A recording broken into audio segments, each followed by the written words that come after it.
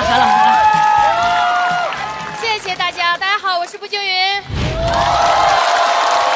谢谢大家啊！因为我在西安的俱乐部已经开业2年了，但我到现在还是很难说出我是老板这句话，很羞耻。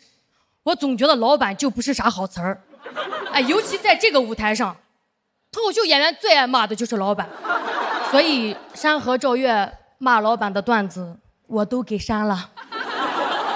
有一次，有一个甲方来我们剧场看场地，完了之后我就很自然的上去，我说：“你好，我是咱喜欢脱口秀的负责人。”负责人这3个字脱口而出的时候，我觉得这么叫也挺踏实的。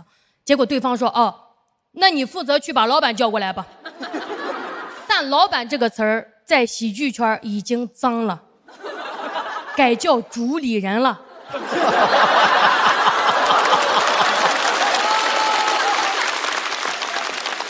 有一天我姥爷在家就看到一个关于我的视频，就听到了，很激动，问我说：“我刚听到你都主什么？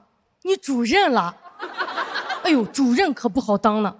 我当时觉得我姥爷是在开玩笑，结果去年过年的时候我们剧场有演员给我送了一条金项链。真的，主任不好当，太容易被腐蚀了，挺尴尬的。我说：“呀，这太贵重了吧。”他特别真诚说：“呀，布姐，你过年给我发了这么多，我必须给你送个礼物。”我都觉得，他就越说越激动，眼眶都红了。他这一哭把我良知都哭醒了。我都没想到我都当老板了还有良知。我说：“呀，不了。”他说：“你拿着，在那来回推脱，最后逼得我实话都出来了。”我说：“哎呀，我挣的比你多得多。”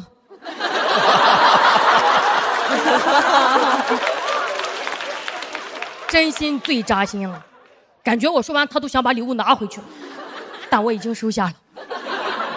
回到家打开那个盒子，心情很复杂。那个项链太漂亮，不自觉的就戴上了。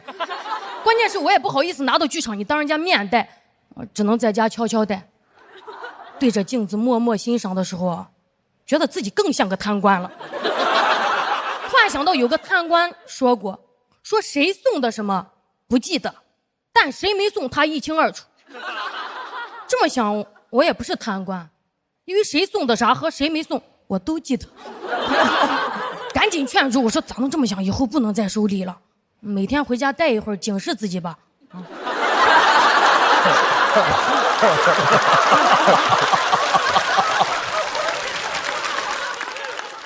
这是第一条，也是最后一条。我们剧场总共就3个人干活，就这有时候意见还不统一呢。我说：“那咱公平点，大家投票吧。”结果一个赞成，一个反对，一个要去上厕所。有时候也很难处理大家之间的矛盾。有一次我2个同事起冲突，一个在朋友圈指桑骂槐，另一个瞬间就炸了。我当时就想，你俩别影响我今天的演出。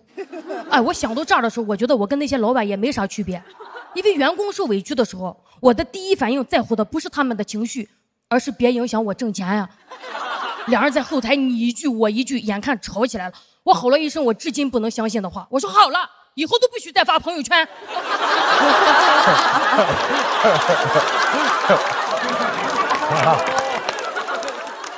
好没逻辑，好神经，好像老板说的话呀，但说出去也收不回了。终于明白为什么老板都爱发火了，4个字：无能狂怒。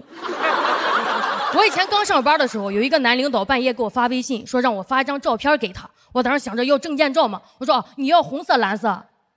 结果是黄色。我后来才知道他经常骚扰女下属，真的很恶心。从此以后我工作中特别长心眼了，我就在职场里就非常防着男领导了。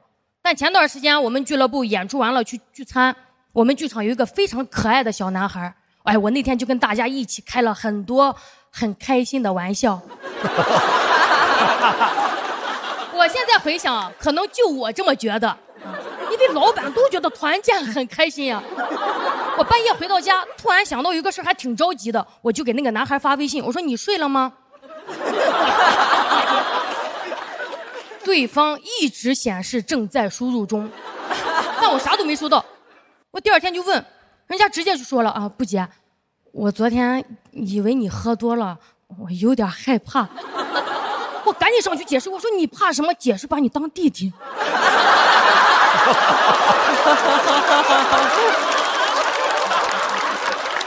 说完以后，感觉他更害怕。但他的回答一下让我觉得，其实职场性骚扰是不分男女的，老板就应该谨言慎行啊。平时嘴上说什么，哎呀，别把我当老板，但在对方眼里，你只要是个上位者，你开过分的玩笑，那就叫骚扰啊。可能也只有女老板会反思自己这一点吧。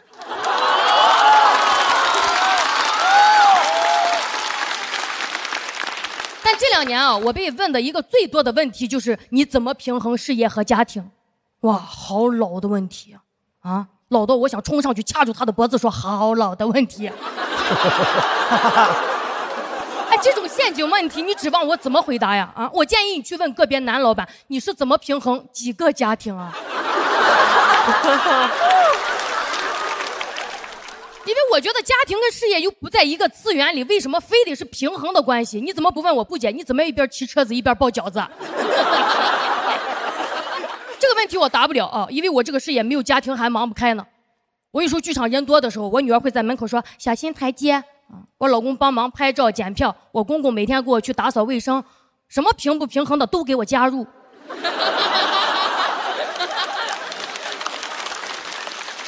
所以哈 ，PUA 是没用的，只有家人才会真的把公司当家。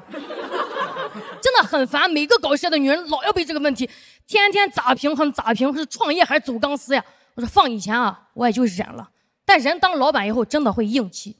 有一次我需要一篇报道，他上来又问说：“步惊云，你作为老板怎么平衡事业和家庭？”我说：“那您作为媒体怎么平衡流量和真相呀？”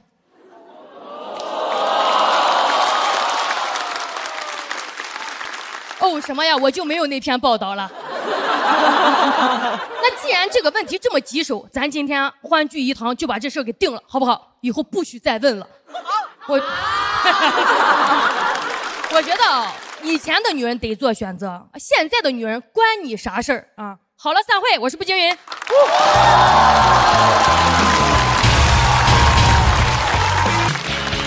大家好，我是张俊，你们好吗？啊，变化很大，脱口秀都有2个节目了，我还在跟步惊云打。你说观众打开电视他不纳闷吗？这不是新会员吗？怎么还是老对手啊？你们2个人就没有一个人想去对面吗？我不想啊，我不喜欢太火的节目。小众，我还是有变化的。我下半年要去纽约，要去哥大上学了。你们都很好，谢谢你们，谢谢你们。但也有人会过来就打击你说这有啥？你知道哥大其实是个水硕，你知道吗？我说啊，因为把我录取了吗？那哥大在我心里含金量有点下降，呼兰的含金量也有点下降。但呼兰不在乎，他很自信。你跟呼兰说，哎，呼兰哥大的水硕，他只会扶着眼镜。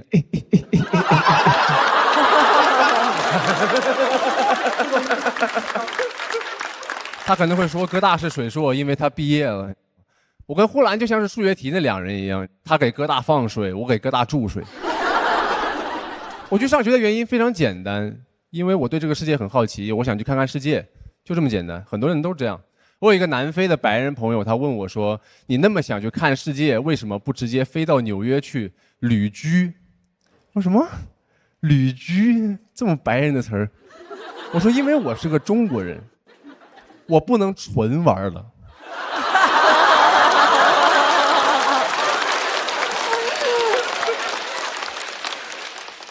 我纯玩会有罪恶感，太快乐会倒霉的。这我家训，你知道吗？我爷爷用毛笔字写的，你知道吗？他小时候去开普敦春游完回来，又不用写800字作文。我体内流淌的是农耕社会辛勤劳动的血，所以即使现在不用下地耕田了，我也每天在网上种草拔草。就算是看世界，你也要拿个本儿回来才算看了世界的。对于我们来说，我觉得唐僧当年也没有那么想去取经了，他就是想去西天看一下而已。他完全可以骑在孙悟空头上飞到西天去，到了定位西天啊，文案勇敢的人先享受西天。然后旁边孙悟空本人配音，老和尚骑了我一路非要坐头等舱，你知道吗？但他不行，因为他是个东亚人。他跟李世民逼巴半天，哎，我要去西天看一下这个那个这个。李世民说：“那你 gap 完回来还当和尚吗？”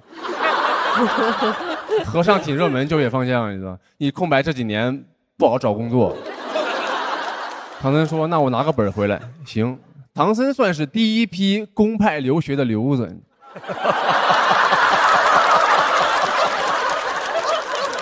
我承认这事，我不是一个松弛的人。别说你这样不累吗？我不累啊，我一点也不累。你知道什么比较累吗？卷松弛。就是有些人他已经费尽全力了，还要看起来毫不费力。我说你想看起来毫不费力，你就别费力呀。他又要费尽全力，他又要看起来毫不费力，他那种紧张的松弛感，特别像是在搞竞走。就是每一个竞走人都给我一种他其实很想跑的，但他怕别人觉得他急了。你不急吗？我不急啊，我不松弛吗？你知道吧？你不松弛，竞走第一名不是最松弛的，最后一名才是。我上次看一业余比赛，那最后一名哪里是竞走，那就是遛弯儿啊。我很讨厌竞走，竞走是一个相当特权的运动，它起源于19世纪英国绅士拿来社交的。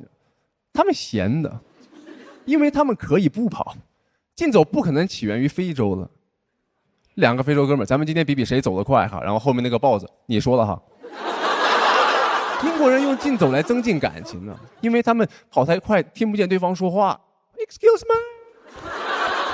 你在非洲不跑快一点，你再也听不见对方说话了，你只能听见后面。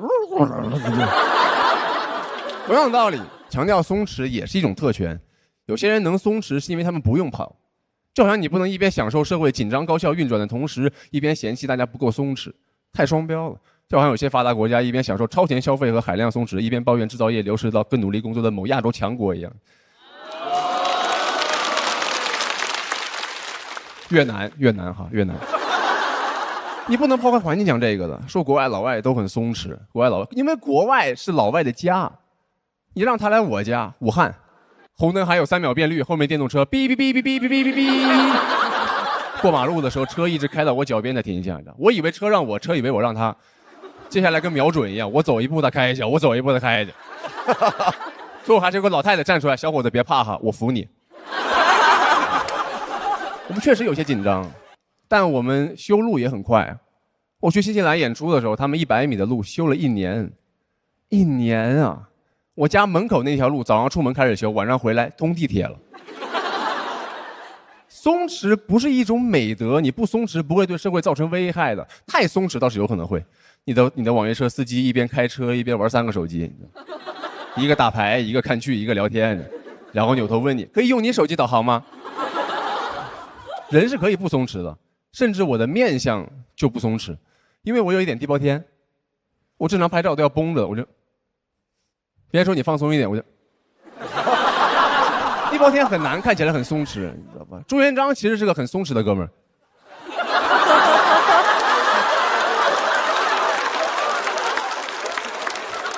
但是因为他有地包天，所以他看起来那个画师要谋杀他的样子，你知道吗？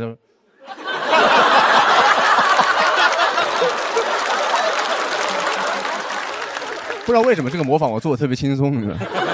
有些人就这样，又有天赋又努力。他很松弛，打拼了一辈子，哎，终于当皇上了，结果看起来，然后画出来那幅画，其他太监就在背后蛐他，你知道啊？你看他当上皇上还这么紧张，你知道？朱元璋就是个小地方打拼上来的土皇帝，朱重八 AKA 小镇做题家。朱元璋说：“那把你们9族都杀了。”你看他急了。当松弛是一种特权的时候，它对大部分人来说就已经成了一种负担了。我现在就是放弃松弛了，我就想认认真真做所有事情，就算别人说什么我也听不见了，因为我跑起来了，你知道吗？你不够松弛 ，excuse me。认认真真做所有事情，我甚至觉得你必须要放弃松弛，才能够获得松弛。因为前段时间我认认真真打王者荣耀，然后被举报了，理由是消极游戏。我只是菜而已，挺伤人的，因为他举报成功了，就所有人一致认为这个他打成这样子一定是态度有问题。就像小的时候，你班主任跟你父母解释为什么你学习成绩不好，他给的理由永远是哪一句话？这个孩子聪明是聪明，就是不努力。然后我在旁边心想，你知道我有多努力吗？我就是不聪明啊！我不仅努力，我甚至有点尽力了，我费尽全力了，看起来竟然毫不费力。我怎么变松弛了？谢谢大家，我张俊。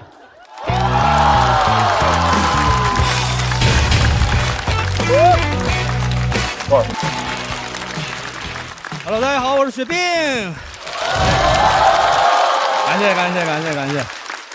感谢。我先解释一下，这个胳膊呢是小时候一次意外啊，高压电啊，也不用紧张，也不怪你们，放松一点啊，今天没有捐款环节啊。真的，你们要是太严肃呢，我站在这儿特别像水滴筹啊。再说了，也不是什么新鲜事儿了，是吧？节目每年不都有几个老弱病残名额吗？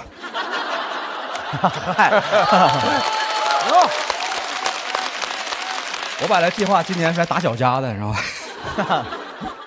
哎呀，今天观众真好，真热情，真的感谢你们。实话讲，我以前遇到观众不全是这样。我第一次上台讲脱口秀，印象特别深，真的，那天台下一个笑的都没有。我在台上讲呢，都快口吐白沫了。那观众看着我真是鸦雀无声，有的人眼里边还泛着泪光。关键是你观众紧张不敢笑吧，也会影响我呀。哎，我也紧张啊，而且我一紧张吧，喜欢流汗，一个手拿着麦还没法擦，有时候那个汗越流越多呀，实在挺不住了，流进眼睛里了，我就一边讲一边拿手背去擦。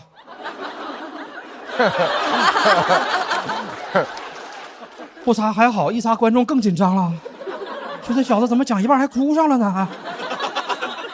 当时还有朋友给我出主意，说上台遇到紧张情况吧，你别慌也别怕，你就想一些小技巧呢，跟观众要掌声。你比如说，你可以在台上带头鼓掌嘛。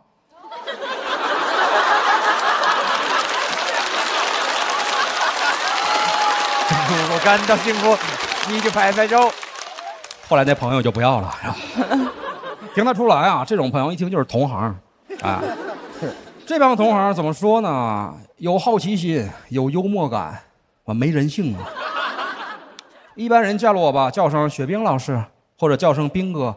他们见了我，哟，来了，左撇子。我右手还没长出来呢。聊天也不好好聊，净问我一些古怪的问题啊。说斌哥呀，你这一个手，你要是走钢丝的话，会不会平衡不稳啊？哎，我问一下啊，就你们平时走钢丝吗？你看对吗？我为啥走钢丝是吧？还有人问我说，你要是犯法了，警察怎么给你戴手铐啊？啊？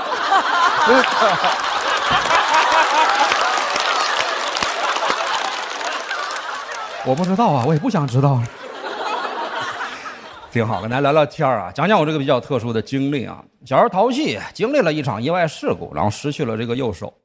当时出事之后呢，我身边的同龄的小孩都特别的听话，家长们也都拿我这个事儿当反面教材，吓唬自己家的孩子，说啥都有啊，越传越没边儿。其中啊，我听过一种最离谱的说法，说我呀从小不好好写作业，手让老师给没收了。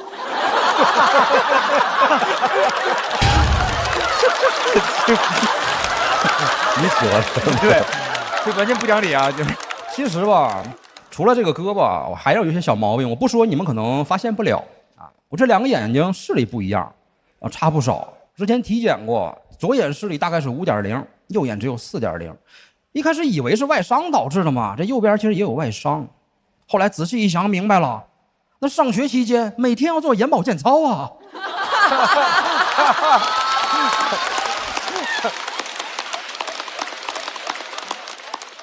那么多年只做了一只眼睛。再就是出事之后呢，责任方赔了一笔钱，还不少。要不是盈利模式太难复制，那风险太大。再来几回，哥们财务自由了。别人叫白手起家，我这叫断手致富嘛啊！但说出来你们可能未必会相信啊。当时赔了整整8万块钱。你看现在听着像笑话一样啊，当年不算少了。30年前啊，90年，我查过，当年的8万块钱，差不多能在上海买房啊。我爸当时每个月工资才100块钱一个月，8万块钱拿到手，相当于他一次性领了60年工资啊。拿到钱之后，我爸非常激动，说这个钱拿的不容易啊，我儿子拿命换的呀，你下半辈子全指他了，谁也不能动，到现在都没动。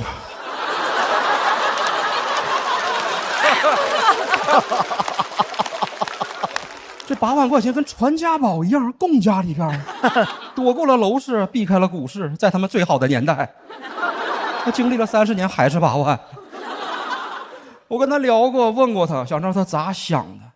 他说想留着给儿子以后娶媳妇用。我说当年娶多好。他说那时候你才5岁呀。真的，有时候我就想啊，你说当年他要是没把钱藏起来，他真在上海给我买套房，这么多年过去了，怎么也得拆迁个1次2次吧。万一运气好，1套变2套，你说我现在要是坐拥上海2套房，我得啥感觉呀？我感觉我虽然少了一只手，但是多了一双翅膀啊！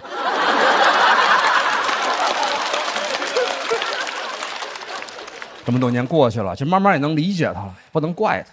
当年他呀，就是觉得这个钱啊太重了，他不敢动。30多年过去了，货币虽然在贬值，但是父爱一直没有缺失啊。你要非说是谁的错吧，我觉得是通货膨胀的错。通货膨胀让钱变得不值钱。之前看书啊，看过一句话，印象特别深。他说市场经济有它自己运行的规律，但是呢，其中总有一只无形的手在宏观调控。我心说不会就是我的手吧？我现在还是单身啊，我倒不太着急，身边有朋友替我着急。他们呢，时不时的跟我炫耀他们的恋爱经历，说斌哥啊，最近又谈恋爱了，这次一见钟情。你不谈恋爱你不知道，当你遇见那个心动的对象那一瞬间，哎呀，特别的刺激，那是一种触电般的感觉。我说我知道啊，那感觉不只是刺激，还伤身体呢，是吧？之前家里还有一个做婚介的亲戚，特别热情，业务能力也强，非要帮我介绍对象。但搞得特别神秘啊，啥也不跟我讲，只说我俩特别般配。然后领来了，见面了，小姑娘真的什么都挺好，就是听不见我说话。我这才反应过来，我说啊，我说你给我介绍的这是个小龙女啊，啊，怪不得说我俩般配，哎，我是杨过呀。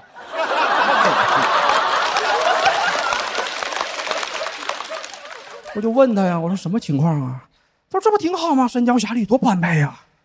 我说不太方便吧？那我俩在一起怎么交流啊？他说没事啊，你可以学学手语嘛。当然，最后也没有在一起啊。你毕竟这个生活不是小说。杨过就算是会绝世武功，他也没法学手语。谢谢大家，我是雪冰。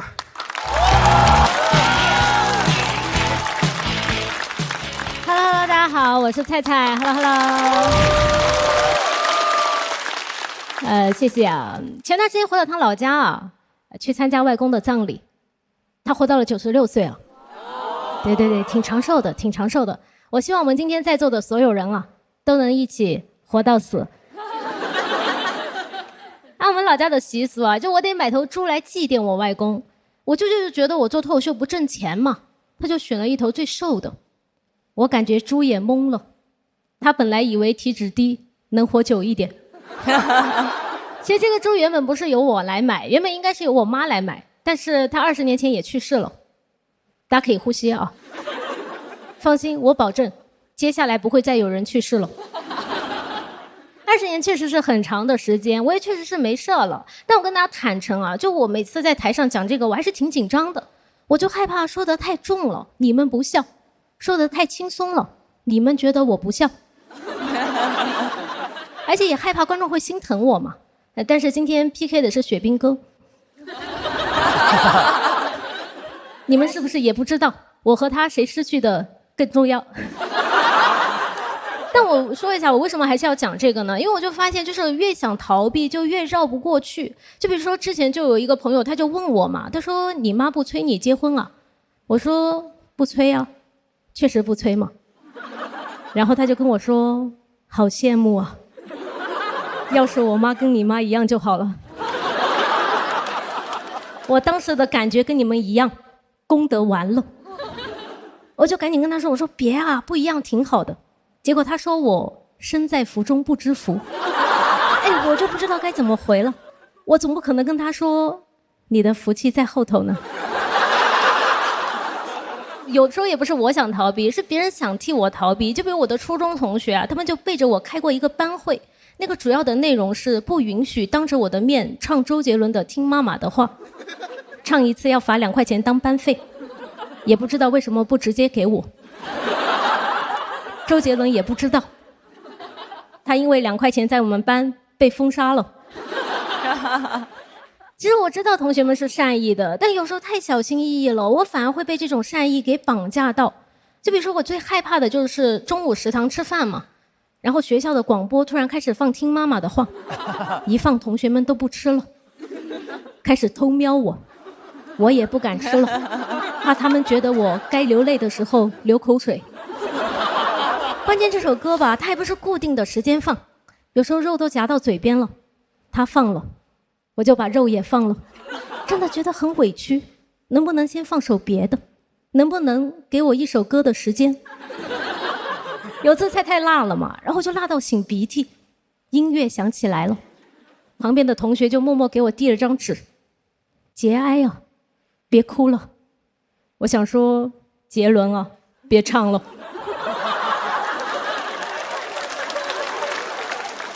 包括去年录节目嘛，然后播出之后，就有很多年没联系的初中同学，他就给我发信息，他说替我开心，恭喜我，还说他这些年啊，只要看到周杰伦相关的东西，就会想到我，还特别小心翼翼地问我，他说：“哎呀，那你录节目的时候看到那个何广智？”周杰伦啊，最伟大的赝品。他那么像周杰伦，你会想妈妈吗？这也太绕了。我不会啊，我只想赢。包括之前在另一个俱乐部讲这个段子嘛，然后我下台之后，那个俱乐部的主理人他就过来跟我说，他说他感觉有点心疼。我说那你心疼的话，给我涨点演出费。到了月底发钱的时候啊，我发现他确实是更心疼钱。但我知道今天的观众肯定不一样啊，你们肯定比他真诚。如果你们心疼我，可以给我投票。你们应该发现了，就我现在已经不会被善意绑架了，因为我会绑架善意，而且我甚至还学会了绑架恶意。因为我去年讲卫生巾的段子嘛，然后播出之后就有键盘侠给我发私信骂我，他就说你讲这么低俗的东西博眼球，你妈没教你啊。我当时就觉得机会来了，我要让他为自己说过的话感到羞愧。我就跟他说我妈妈去世了，我等了半天他就回我，我就知道。对，很没有心对吧？但是我也没有回他了。但我去年上坟的时候就把这个事儿给我妈说了一下，还给他烧了这个键盘侠的 ID。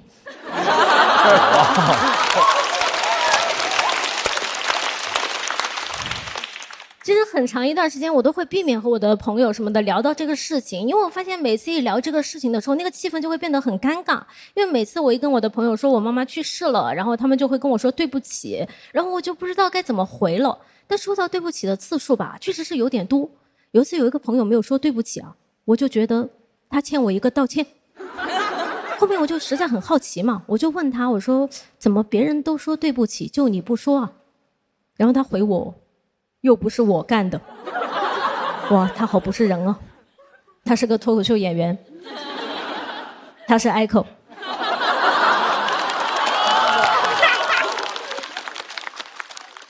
就包括有一次他和他家里开视频嘛，然后我就在他旁边，他就突然点着那个屏幕对我说，他说你看看这是什么？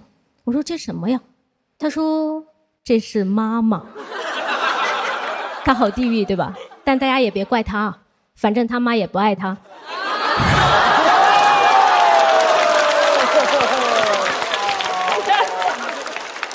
但其实是这样的，我觉得如果你同情一个人，他就只能是感激你。但是我觉得其实可以相互攻击，它是比感激更加亲密的关系。我也特意查过了，像我这样的人格特质呢，它就属于是 INT 键。但其实我最近一直在想啊，就如果聊死亡会让大家这么不舒服，就我可以感受到大家还是挺紧张的。然后我就在想说，我为什么还要讲呢？然后我就想到了我妈妈，因为她就是一个特别喜欢开玩笑的人嘛。我小学的时候特别不会写作文，然后有一次她就非常认真、非常严肃的跟我说，她说我教你写。她说写作文最重要的就是抒情，你就这么写啊，蓝天真他娘的蓝啊，白云真他娘的白。我当时觉得，就是我这个小学生嘛，写作文对我来说是全世界最严肃的事情。但是他没有想教我一点什么，他就是单纯的想搞笑一下。然后我就想说，那我今天站在这里，我是不是也可以不表达什么？我就是想像我妈一样，搞笑一下，给我妈尽个孝。好，谢谢大家讲到这里，祝大家开心。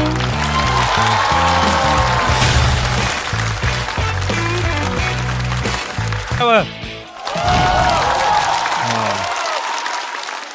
今年还在坚持工作，去年边上班边跑去上了节目，副业被发现了，现在在公司失去了自己的真名，我领导现在叫我赛文。去年上了班之后回公司真的很担心，很怕我领导生气，因为怕他觉得我这个不务正业什么的，但是很快就发现自己多虑了，让中年男人开心太容易了。我在节目上给我领导要了个张绍刚老师的签名，我领导特别高兴，但那天更开心的是绍刚老师。邵老师，你俩想掏我他的？我要开灯了啊！我要开灯了！我要开灯了！当我说出那句“张老师，我能要你个签名吗”的时候，张老师的神情似乎想要确认一下。我问的是张雨绮还是大张伟？你们可以看一下，是我去年为数不多的镜头，在第4集上34分22秒那个。张老师那天发现是他自己之后都没有跟我说行，他跟我说的是谢谢。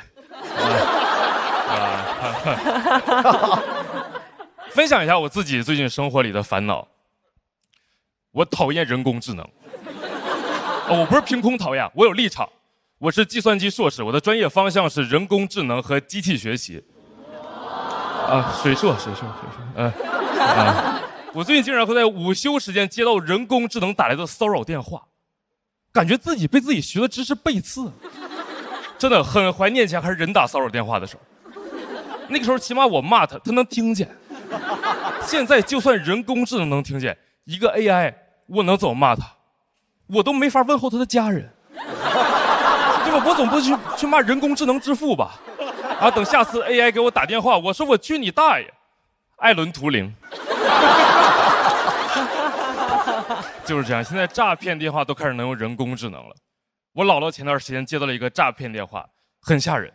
电话那边是我的声音，说：“姥姥你好，我是外孙子，我银行卡被冻结了，你给我转点钱吧。”我听了之后很怕我姥姥被骗，我姥姥89岁了，但是我姥姥跟我说：“你放心。”我一下就给她识破了。我说：“姥儿，你是怎么识破的？”我姥说：“因为你没有这么有礼貌。”我姥姥就是如此清醒。但是我领导最近跟风 AI 跟风这儿不太正常，他每天刷那种营销号，就那种不会有人不知道可以用 AI 一键生成精美 PPT 吧，然后转发给我，让我用里面的方式生成一下明天的 PPT。怎么会有人信这个？就我都不想用科学的角度来解释，我们能不能一键生成一个 PPT？ 你点开 PPT 还得双击呢，对吧？我领导最近在跟风用一些大语言模型他也用不明白。但是这个不怪他，因为想要充分发挥人工智能模型的性能，需要使用者能说清自己的需求。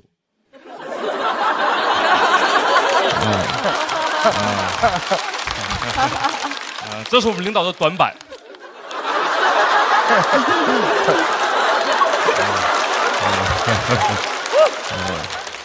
他跟我说大模型不好用，让我过去帮他看一下。我看了一下，他把一堆文件发给那个 AI。然后跟和我说话一样，说来你把这些东西帮我弄一下。他就是这样，我叫他 this 代替型领导，因为他的指令一般就是把这个东西弄成那个样子。人工智能他说不会了，说我很愿意帮助您，但是您没有提出需求，您能说一下需要我做些什么吗？我领导把那个深度思考给点开，说你再好好想一想。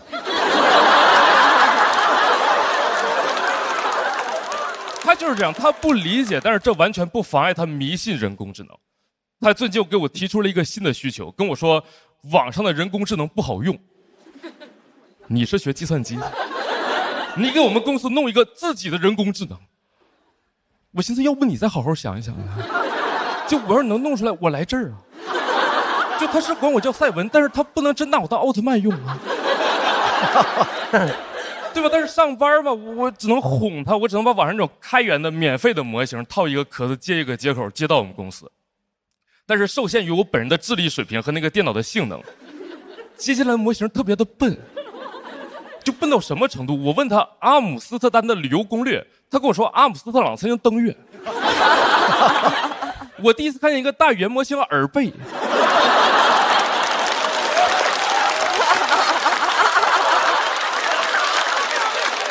对，就如果这样能替人类工作的话，我姥爷也行。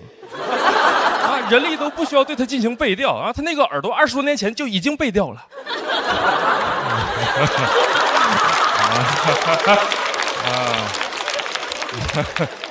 但是我肯定是报喜不报忧嘛，你们知道我肯定是往好了报的。他相信了，他真的以为我们有一个很厉害的人工智能模型，他以为我们走起来了。他以为我们可以，他现在已经开始因此压缩我任务的 deadline 了。他之前让我干3天的活，跟我说现在有 AI 了，你把它1天干完吧。他就是这样，他不懂，但是他只要有一丝理由就可以用来 push 你的工作，他挺坏的。幸好我也不是什么好人啊，其实那个3天的活我1天能干完。我骗他2年了。这才叫把工作做在平时，朋友们。但是基本职业素养我还是有的。那天那个活真的很急，我一个人熬到了凌晨3点，一己之力把活全干完了。人工智能睡得可踏实了。但是第2天早上我把那个活交上去的时候，我领导以为那个活是人工智能干，指着那个我纯人工写成报告赞不绝口，跟我说：“你看，这比你之前自己写的好多了。”我领导现在就属于 AI 梦男这一块的。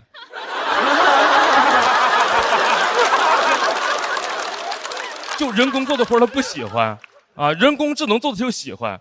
我都想问我们领导，就领导没想到你还是个智性恋呢。现在跟风 AI 的人真的挺多的，我真的觉得现在有点没意思。今年的风口是人工智能，前几年是区块链，是 VR， 是元宇宙，每一个风口都要干。各种风口词语同时出现的时候，我领导来我工位找我，我都不知道他要干啥，我都得问他，领导是哪阵风把您给吹来了？我真的不建议大家什么风都跟。我有一个二大爷，他就是不好好上班，总喜欢搬个椅子下楼去吹风，现在已经中风了。我最新一次去看的时候，人倒是挺好，就是嘴歪了，说不清话，别人给他打电话也接不了啊，只能指着那个电话，你把这个弄一下。我讲完了，拜，朋友们。还值了呢。他那个橘子，加油加油加油加油！嗨，大家好，我是大鹅。我是一个农学生，介绍一下我自己，就是农民的孩子，终于考上了研究生。开始研究怎么当个农民。好多人都说，农民的孩子考上了大学，那就是鲤鱼跃龙门了。可我是个甘肃人，我呢不分。回头一看，跃进农学的大门了，里面不仅坐着我爸，里面还坐着我爷，感觉我才是真正农的传人。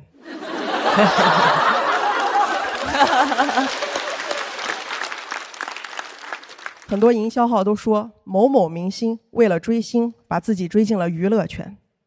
我的偶像袁隆平，我现在也把自己追进了农学圈。我的偶像研究粮食，我研究瓜果蔬菜。我往这儿一站，谁能有我更懂饭圈？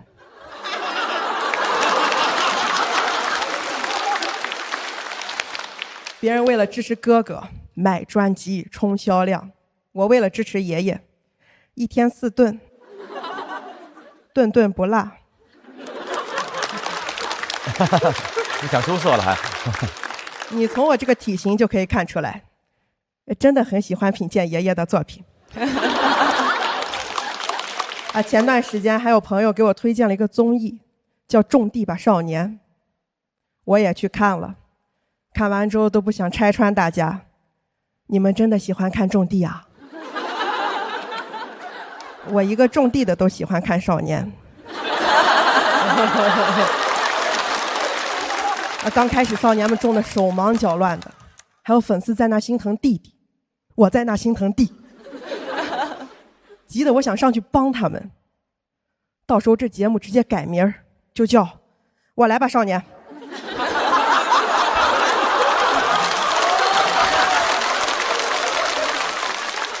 以前在课堂上学的都是歌颂农民的，什么粒粒皆辛苦，出了教室听到的都是你不好好读书，以后只能回家种地。农民好矛盾呀。我们家门上有块匾，上面写着3个字耕读地，意思是我家是一边耕作一边读书的人家，矛盾在我家挺对立统一的。小时候想好好种地，读书走出去看看世界，现在想走出去读书也看了看世界，想帮农民更轻松的种地。谢谢大家，我是大鹅。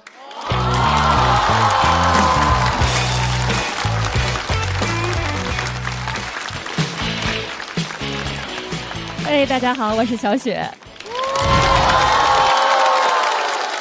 能看得出来我也是孩子的妈妈了吗？哦，谢谢，我是2个孩子的妈妈了。人可以愚蠢2次，但是没有想到很快就愚蠢了第3次，我抽签抽到了漫才兄弟，这真是弟弟杀我。但我觉得已然这样了嘛，那就放开了讲嘛，是不是？你这个舞台上，你不同身份的中年姐姐，你可以发表自己的声音，对不对？对。我已经结婚7年了啊，今年正好是我们2人的头7。我是北京人啊，老北京姐姐，但是我老公他是南方人，苏州的。对，南北方大融合，他是那个到北京工作，我们通过相亲给认识到一起去的，而且我们很般配。就是属于大家眼中那种最萌身高差，我的身高是1.70米，他的身高正好是1.58米，这是真事儿。就我跟他在一起都有那种当白雪公主的感觉。但是前2天呢，我们的婚姻出现了一点小小的波澜。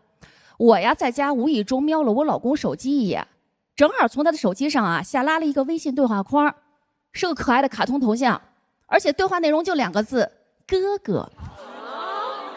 就你们这个姐夫，50多岁的老男人了，都快秃头了，什么哥哥，玉帝哥哥啊！但是我们这么多年的感情呢，还是非常的稳定啊，就是一直保持着那种分房睡啊，因为我带着2个孩子嘛，但是不影响我们在客厅见面呢，能简单的打个招呼。每次我在客厅见着他，我都会很开心。我说哟，您回来了。他看见我也很礼貌，他说哟，您忙着呢。他看见孩子更开心了，说哟，都长这么大了。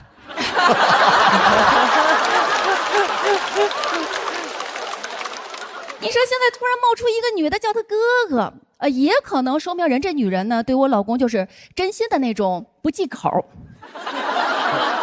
但瞎猜啊，也未必是女的。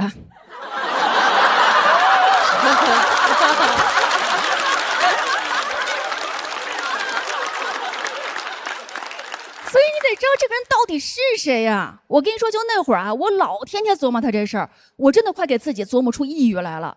这时候中国有句老话讲得特别好，叫女子不远嫁。我算是全中国啊离娘家最近的人了，我的娘家就在我家楼上，就是同一个单元楼的上下层。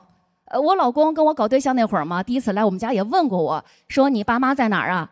我说现在老2口都在上面呀。他说我很抱歉呀。我说这有什么呀？你要是高兴，我带你上去找他们呀。我跟你说，楼上和楼下它不是一个简单的距离，这就是我婚姻中的底气。我的上面有人。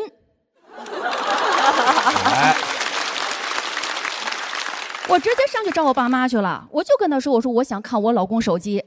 我妈都没问原因，哎，一看自己姑娘委屈了，我妈当时就说孩子呀，你知道他的开机密码吗？我爸说你知道他的密码没用啊，他可以删除聊天记录啊。我妈说如果这小子把聊天记录都删了，更应该可疑呀。我爸说现在谁能全删呀？那都是捡重点的删。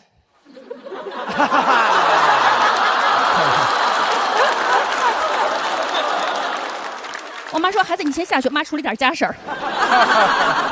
我说我现在最大的问题就是什么呀？我老公老攥着手机，我没有机会下手啊。我妈说孩子你没有找对时机，夜里2点半，2点半是这个人睡觉最死的时候，那会儿他的手机你随便看。我说哇，这太吓人了，是不是？你想3更半夜的在一黑屋子里，我静静站在一个人边上，假如我老公突然睁眼了看见我，你说我说什么？我怎么说？我说晚安马卡巴卡。就在我最无助的时候，我爸妈的一句话真的让我体会到什么叫做家人。他们就说孩子，要不然我们陪你吧。就这句陪伴真的就是我最强大的后盾。哪怕我看我老公手机时他突然睁眼了，我都不再畏惧，就大大方方说嘛，是我们集体要看的。我妈有给我规划接下来的细节。我妈说孩子呀，你就正常睡觉，你的手机呢上个夜里2点半的闹铃，我跟你爸呢也下来，我说咱仨一块站他边上，这是要守灵。我妈说就算你老公突然睁眼了，你也有借口啊，你就说爸妈来了。我说这个点你们来干嘛呀？饿了要拿他的手机点点外卖。但是其实合计的时候担心挺多啊，顾虑也挺多。我跟你们说，真经历完那个晚上啊，咱们别的不说，我首先学会一个人类的冷知识，就是咱们正常睡觉啊，都正常睡觉，夜里2点半真的是这个人睡得最死的时候。你们知道能死到什么程度吗？我就跟你们这么说吧，就那天晚上夜里2点半，是我隔壁屋的老公将我给推醒的。他说我手机的铃声太吵了。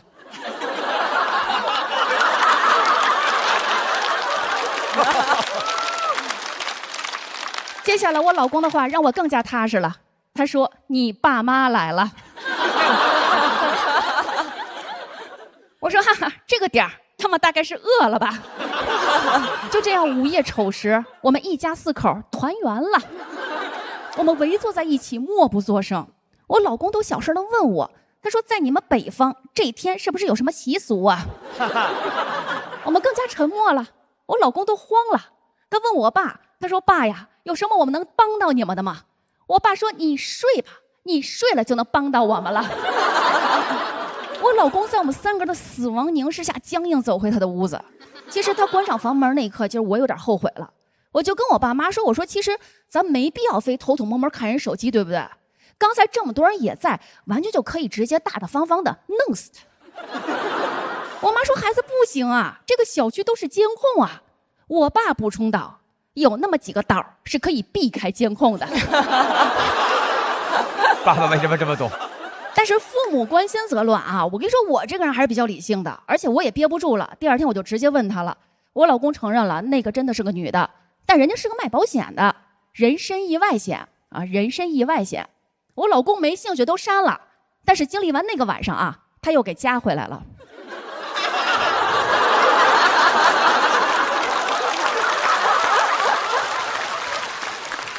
就是虽然看手机失败了，各位啊，但是我觉得我反而成长了。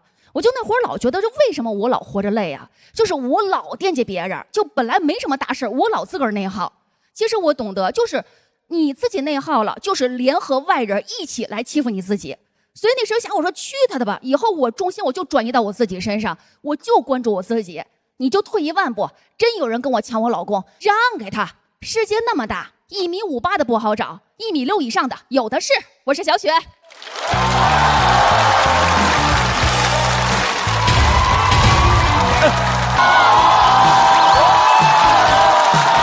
想起来了。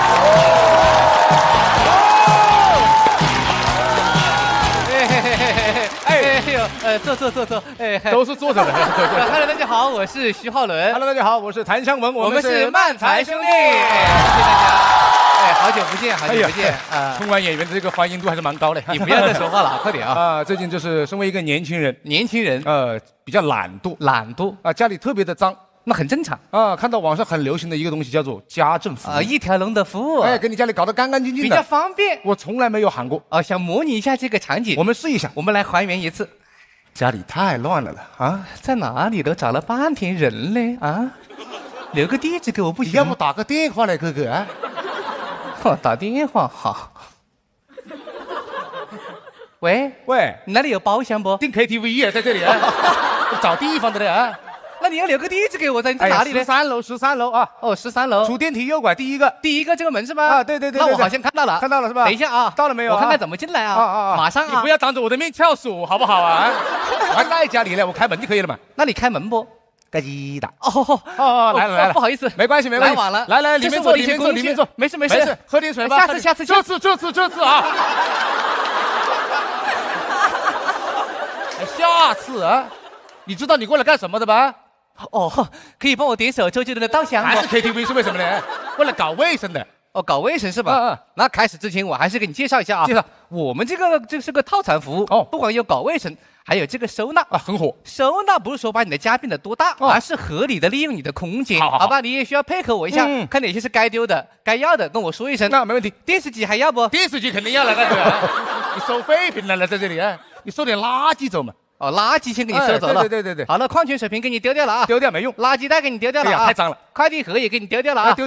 哦，还有这个08年 NBA 詹姆斯亲民球衣给你丢掉了啊。这个听名字就不能丢，晓得吧？啊，这个不能丢，肯定不能丢啊。那再来一次啊。你倒出来干什么了？啊，瓶子给你丢掉了啊，丢掉。快递盒丢掉了啊，塑料袋给你丢掉了啊。可以。还有这个08年 NBA 詹姆斯亲民球衣，我就收下了啊。收下了啊。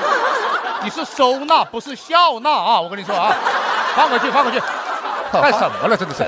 那你这里不用搞卫生，蛮干净的。主要搞的不是这里，哪里脏了？哎，洗手间。哦，洗手间是吧？对。你带我去看一眼。你看吧。你看，你这个洗手池平时不怎么打理，对，比较脏，这个水渍对不对？常年累积下来的。你平时怎么搞的？我平时拿抹布擦不干净。你看，为什么说人是这个灵长类的动物？哦，你这个办法行不通，你可以换个办法嘛。换一个，对不对？带了很多的小工具。你看这块比较脏，对不对？可以展现我们人类的智慧。智慧在哪里了？智慧啊！用口水擦牙。我看这个屋子顽不顽强？这本来没那么顽强的，晓得吧？你不要着急，你又有小秘方嘛？你是不要着急嘛。啊，一勺洗洁精，小米醋，小苏打，塔 Q 是什么东西了啊？调酒来了，在这里啊，往里面加什么龙舌兰了啊？你懂什么了？高浓度的酒精可以做到除污去垢的效果。哦，只要这个比例调得对，就搞得干净，晓得不？还是喝了来，在这里啊。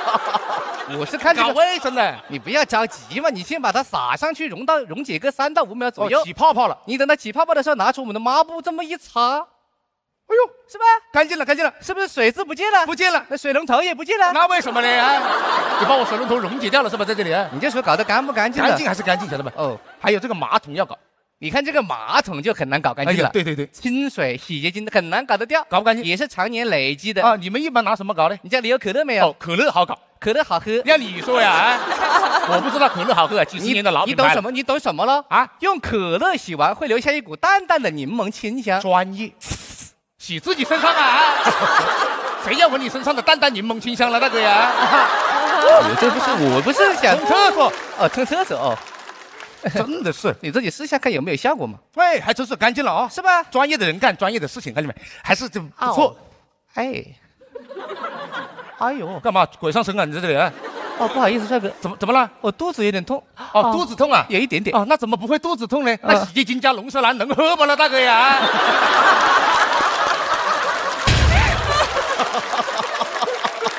肚子痛，来上厕所，快！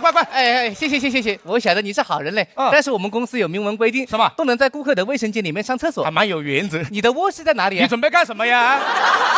你把我家里当什么啊？没有，我是说我可以先忍一忍，等先弄完以后我再上厕所。我是有这个时效的。可以。卧室带我去看一眼。这边，这个是卧室是吧？对。蛮脏啊，真的不能上厕所？真的不可以上厕所啊！哦，那我就开始搞工作了啊！都收掉是吧？都收掉。这个是你跟你女朋友的照片不？不，前女友。哦，不好意思啊，没事没事，我没有想到你是喊我过来啊，对对对，就是就是我不知道怎么处理他的这些闲置物品。上转转不？上什么转转了，在这里啊？不是差钱在这里啊？我不知道怎么处理这些回忆。我明白，我懂了。谈恋爱了，对，每个人都有自己忘不了的蓝月亮了，白月光啊。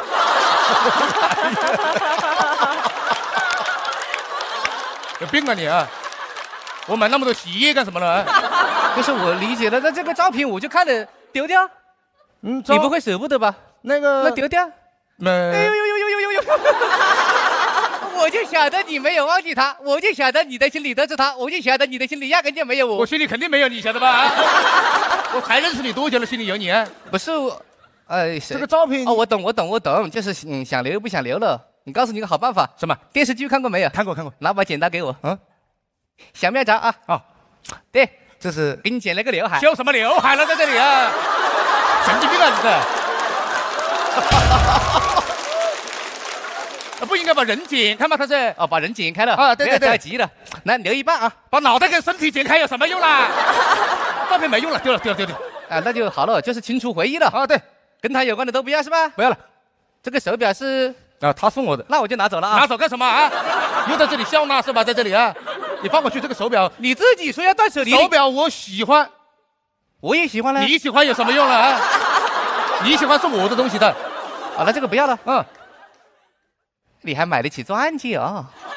你这个钻戒是当时准备求婚，我晓得。然后后面吵架，牌子货啊，对，限量款的啊，是，一个人只能订10次。我搞批发呀，我在这里啊，我婚姻生活蛮不幸福的，知道吧？每个人只能订1枚了，知道吧？放那。这个你都不能拿走是吧？不动了。帅哥，你要这么搞，我就不想搞卫生了。这怎么回事？为什么？那不是我的问题嘛？你这房子搞得再干净，你也不会开心。你那属于是心脏。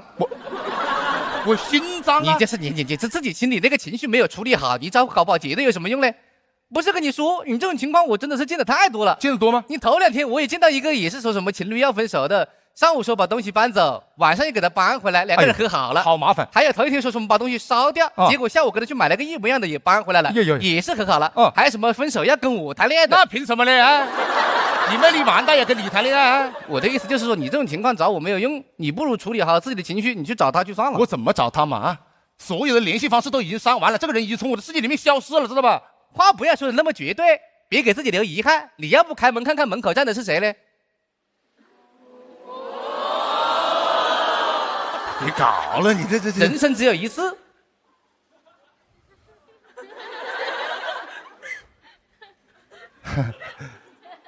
谁？张绍刚。张绍刚是哪位了？哎呦，你神经吧啊！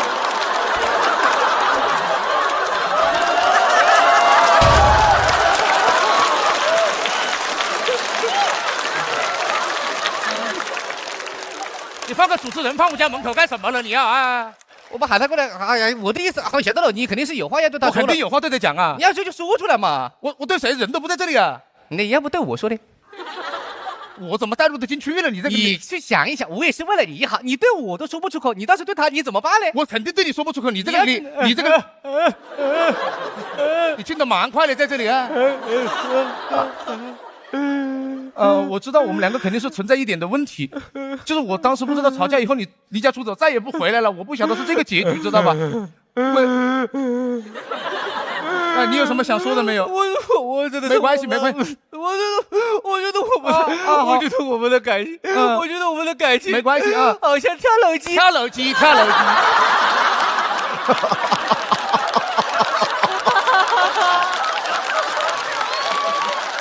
你是单纯的想唱 K 不了，在这里。我的意思就是说，我觉得你说的很好，但我觉得分开也是一个不错的选择。好，你可不可以放过我，让我离开这里？但是我就是有一个，我想离开之前拿过一些属于我自己的东西。你目的蛮明确的，在这里啊。我不是，我跟你在一起这么久，我爱你那么深沉，我跟你在一起这么久，那是我的青春，那是我的回忆，我不想把它留在这个房子里。我把它你把表拿走，把表拿走吧。拿走。还有那个钻戒不可以啊。我知道那是给我买的，那是量身定做，那是我的指围，我不想它出现在别的女人手上。你把它给拿走。哎呀，那个08年的詹姆斯还记得呀？你还你要的蛮多在这里。对不起，我可能控制不了我自己。没关系，我不想人看到我狼狈的样子。没事，你转过去，别看我狼狈的样子。可以，你转过去，转过去，没关系嘛。哎呦，哎呀，不要在这里上厕所呀！哎呀！